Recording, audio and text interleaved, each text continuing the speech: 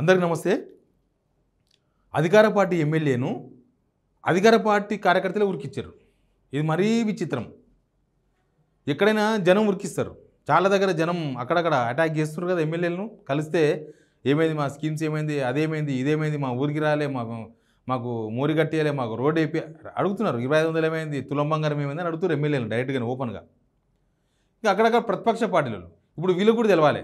ఎవరైనా ధర్నా చేయగానే వీళ్ళు బీఆర్ఎస్ వాళ్ళు లాస్ట్కి టీజీఎస్పీ పోలీసులను కూడా బీఆర్ఎస్ అని వచ్చారు. ఈ గవర్నమెంట్ డిఎస్సి పిల్లలు ముట్టడిస్తే వాళ్ళ విద్యాశాఖ ఆఫీస్ని డిఎస్సి పోస్ట్పోన్ చేయాలి. అప్పుడు వాళ్ళు ఎవరు ప్రశ్నిస్తారు బీఆర్ఎస్ అంతే. బీఆర్ఎస్ ఇంకంత ఇంకేం లేదు. అది ఆన్సర్ లేదు, క్వశ్చన్ లేదు, అర్థం లేదు, పర్థం లేదు, ఏం లేదు. ఇప్పుడు సొంత పార్టీ కార్యకర్తలే ఉరికిచ్చారు ఎమ్మెల్యేని. మళ్ళీ వాళ్ళు ఎవరు? వాళ్ళు కూడా బీఆర్ఎస్ కార్యకర్తలు అని చెప్తారా?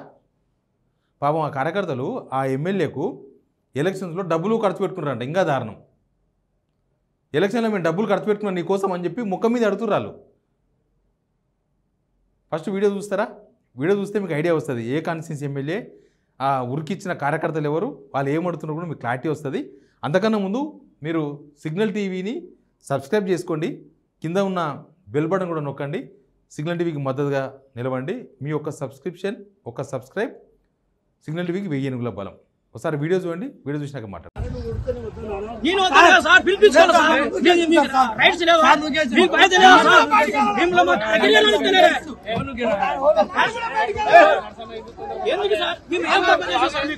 ఏం తప్పు చేసి నేను త్యాగం చేశాను.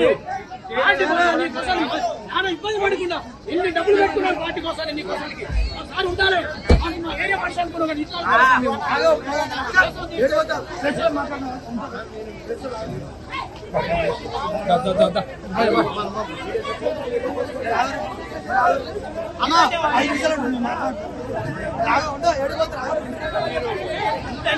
మందుల శామ్యూల్ తుంగుతుర్తి ఎమ్మెల్యే. వీళ్ళంతా యాక్సిడెంటల్ ఎమ్మెల్యేస్. యాక్సిడెంటల్ ముఖ్యమంత్రి అయ్యిండు, యాక్సిడెంటల్ ఎమ్మెల్యేలు అయినరు. దెబ్బ కేసీఆర్ను ఓడించాలన్న ఒక ఆకాంక్షతోన ఇట్లాంటి వాళ్ళందరినీ ఎమ్మెల్యేలు చేసిండ్రు. ఆయన కాంగ్రెస్ కార్యకర్త కాదు, కాంగ్రెస్ లీడర్ ఏం కాదు. అప్పుడే వచ్చిండ్రు. ఎలక్షన్స్ ముందర అంతా 1 month 2 months ముందర వచ్చిన వాళ్ళు వీళ్ళంతా. దానిలో ఈయన అగ్రస్థానాన్ని పడ్డాడు. ఏ ప్రోగ్రాం పోయినో కానీ కార్యకర్తలకు నిలబడి సమాధానం కూడా చెప్పలేని పరిస్థితిలో ఉన్నాడు మందుల శామ్యూల్. ముఖం మీద మాట్లాడతలేడు. నీకోసం మేము ఎంత పైసలు ఖర్చు పెట్టుకున్నాం, మీకోసం ఎంత త్యాగం చేసినాం. ఒకవేళ ఎమ్మెల్యే తప్పు లేకపోతే ఖచ్చితంగా ఆ కార్యకర్తలకు సమాధానం చెప్పేవాడు. కార్యకర్తలు అడుగుతుంటే పోయి డోర్ కొడుతుండు. డోర్ లాక్ అయ్యింది. పాపం డ్రైవర్ తీస్తలేడు, భయపడ్డట్టున్నాడు కొడుతున్నాం వెనక నుంచి అని. ఆడికి గన్మెన్ ఆ గ్లాస్ మీద కొడితే ఓపెన్ చేస్తే పోయి లోన కూర్చున్నాడు. అమ్మ అయిపోయాం, బతికిపోయాను. శ్రీహరి డైలాగ్ ఉంటుంది కదా, కొద్దిగా అయితే చచ్చిపోతుంది కదా అని. గట్లున్నది పరిస్థితి అనేది. అట్లే ఉంది. ఇక గన్మెన్ వేసుకొని అక్కడి నుంచి పోయాడు. ఆయన ఫ్లెక్సీలు కూడా తీసి ఇసిరేసిర్రు. ఫ్లెక్సీలు మొత్తం చింపేసినారు కాంగ్రెస్ కార్యకర్తలు.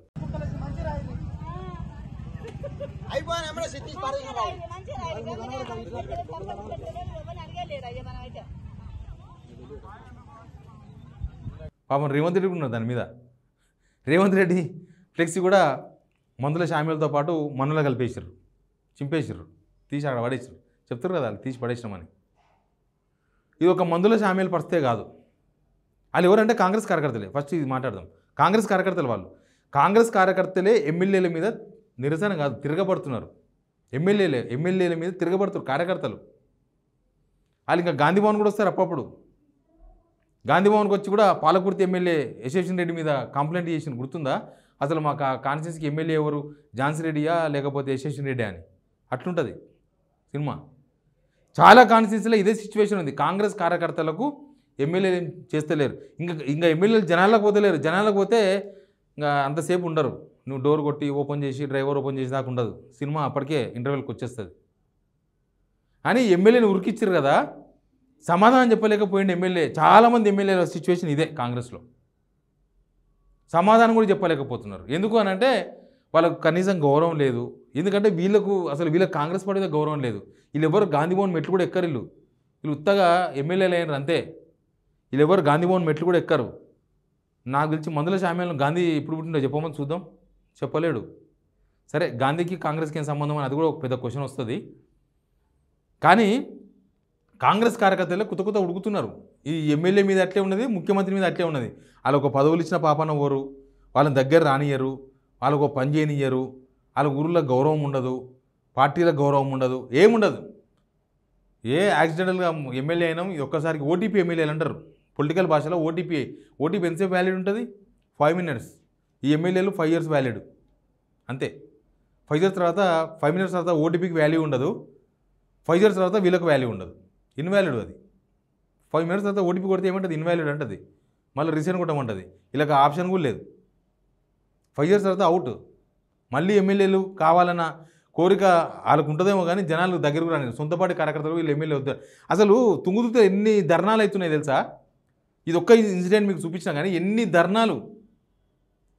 ఏకంగా హైవేల మీద ఎక్కి కాంగ్రెస్ కార్యకర్తలు ధర్నా చేస్తున్నారు ఎమ్మెల్యేకు అగెనిస్ట్గా. తుంగతుర్తిలా ఎందుకు గెలిపించుకున్నారు ఆయన అనే కాడికి తెచ్చిండు మందుల సామ్యాల్. నోటి తీట, నోరు అడ్డగోలుగా మాట్లాడడమే ఎట్లా పడితే అట్లా. మనం ఎమ్మెల్యేలం, వాళ్ళు మన కోసం కష్టపడే కార్యకర్తలు ఏమి ఉండదు. మనం ఎమ్మెల్యేలం అయిపోయా వాళ్ళని వీని తనుడే. ఇంకా ఇసుక తుంగతుర్తిలో అసలు ఇసుక బిజినెస్ జరగదన్నాడు. తుంగతుర్తి జరిగినంత ఇసుక మీద ఏడు జరగదంట. అప్పుడప్పుడు సోషల్ మీడియా పెడతా ఉంటారు తుంగతుర్తిలో ఇసుక లారీలు ఇవన్నీ. ఎనీవే తుంగతుర్తి ప్రజలకు బాగా బుద్ధి వచ్చింది. మందుల సామ్యాన్ని గెలిపించుకున్నందుకు కాంగ్రెస్ కార్యకర్తలకు బుద్ధి వచ్చింది, తర్వాత తుంగతుర్తి ప్రజలకు బుద్ధి వచ్చింది. ఆయన ఏం చేస్తున్నాడో జనాలకు బాగా అర్థమైపోయింది. ఇట్లాంటి సిచ్యువేషన్ కాన్స్టిట్యున్సీలో దాదాపు 35-40 కాన్స్టిట్యున్సీలో ఉంది. వాళ్ళని ఎందుకు గెలిపించుకుర్రో కార్యకర్తలకు తెలియదు, జనాలకు తెలియదు.